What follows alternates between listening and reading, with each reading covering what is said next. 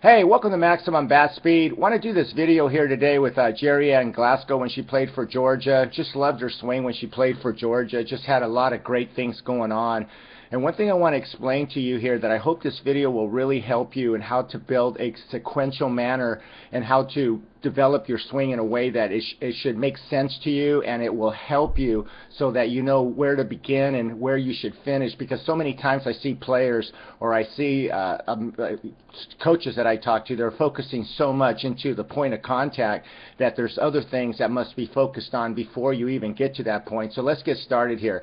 First thing I want to show you here with Geri Ann is this, that again, a great swing starts with a sequence. And the first thing that I look for when I'm working with students is this: how is your setup? And one thing that I always try to reference to is the where are you at the gather. And right here you can see here Geri Ann Glasgow is at the apex of her gather, and the thing to look for here is this, that she's hitting off a firm back leg, and this is very important. And one thing that's, as a coach, that I do when I'm working with students, I explain to them how important it is to keep the back knee inside the ankle as you get into the gather. And you can see here, it's very obvious here that there's a gap right here. There's a gap right there between the ankle, okay, the knee going down, and the ankle. And this is what you want to see. Many times you see where the knee gets over the back foot, and that creates a lot of problems. It adds too many frames to your swing. So be aware of this when you are video recording yourself. Coaches, dads, moms, parents, whoever, if you have a student you're working with or a player or a child you're working with, record them. This tells you a lot about what's going on in their swing.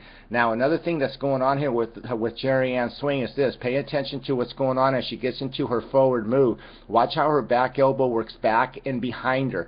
Now, the way this occurs is by she applying pullback or resistance. What she's doing is, as she's going into her forward move with her back hand, she's allowing herself to pull back so she can get some resistance, some separation. And you can see here right at toe touch, it's very obvious here that she has some separation. Now you can see where her shoulders are pretty much pointing to the third baseman right there.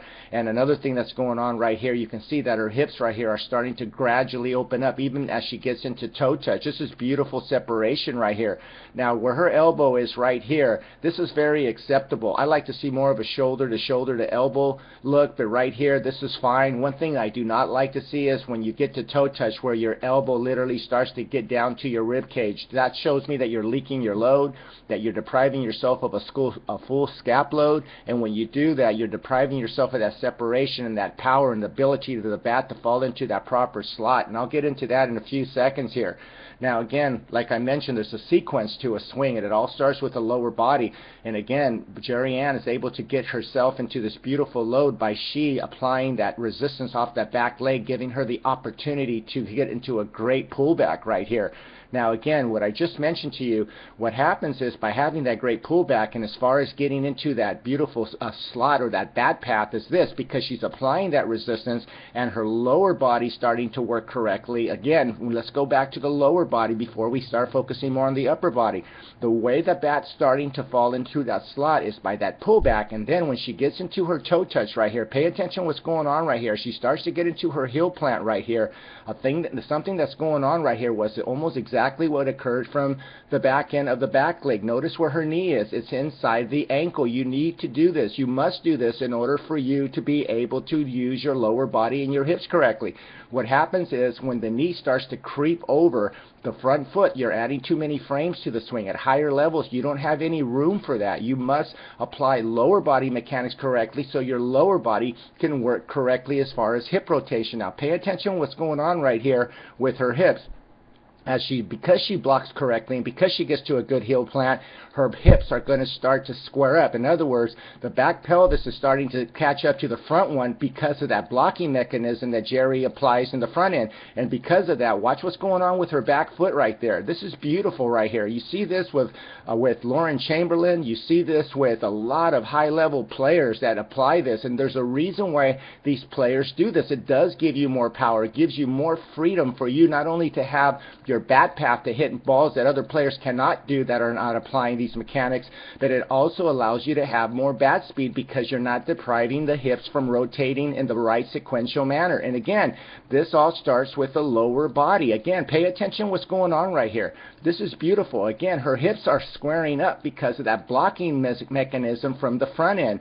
This allows her to get to a beautiful point of contact with maximum speed. And also, again, just like I mentioned, the reason why her bat is falling into that slot, and again, it all starts with the lower body. Everything starts with the lower body. As far as the getting into a great resistance from the back end, like I just mentioned, and as far as from the when you start to get into heel plant, the reason her bat is falling into this slot right here, because right now she's applying resistance right now, and because of the front blocking mechanism, now her bat is going to fall into this very nice compact slot right here. Look, watch how beautifully her bat is compact right here. This is beautiful mechanics right here. This is going to allow her to get to the bat, to the ball at a very quick and a very nice sequential manner where the bat is going to fall into that slot beautifully right there. Now, another thing to pay attention to is this, and I bring this up all the time. Watch how as she starts to get to toe touch, watch how her front elbow starts to work up to the height of the mouth. This is a very common mechanic that you see, or swing mechanic that you see in high-level players. Many times I see the elbow drop too low. Again, this all starts with the lower body, and again, by applying great upper body resistance and applying a good bracing mechanism allows your body to work correctly. Again, she just has beautiful lower body mechanics right here, just like, again, like Lauren Chamberlain. If these ladies are doing it, why would you not want to do that? Coaches out there that are teaching to keep that back foot back, like what you see right here with Geri, if she was to leave her back foot back there, you're depriving the proper sequence of events to happen naturally, and therefore depriving the player of having that maximum bat speed through the ball. You just don't want that. Now again, because you want to build your swing in a sequential manner, I came up with a video. It's 2 hours and 45 minutes long, and I talk about how to build your swing in this sequential manner and how to apply all these mechanics right here that Geri Glasco's doing. I would highly recommend for you to do this, to buy the video to help your child to develop their swing. Now watch what's going on right here. One thing that's going on right here, once she gets to the point of contact, watch how she hits to the ball and through the ball. To the ball and through the ball. Again, this is not something she's just trying to do by applying it, by thinking about it. It happens naturally, and again, it all starts with the lower body. By she applying great lower body mechanics in the sequence of events going on, it goes down to her legs, to her core, to her torso, to her arms, now to the bat and extending to the ball. She doesn't even have to think about doing this. It's just going to happen naturally by applying the proper sequence. Now, I hope you learned something from this video here. I hope it helps you. And again, if you're just learning your swing, I would highly recommend for you to fix your lower body first, and from there apply some great pull back, and then let the elbow work up to the height of the mouth, and then everything should be working naturally from there. Give me a like if you learned something, if you enjoyed this video. Thank you for always watching. Again, order my video. I really believe it will help you. Have a great day.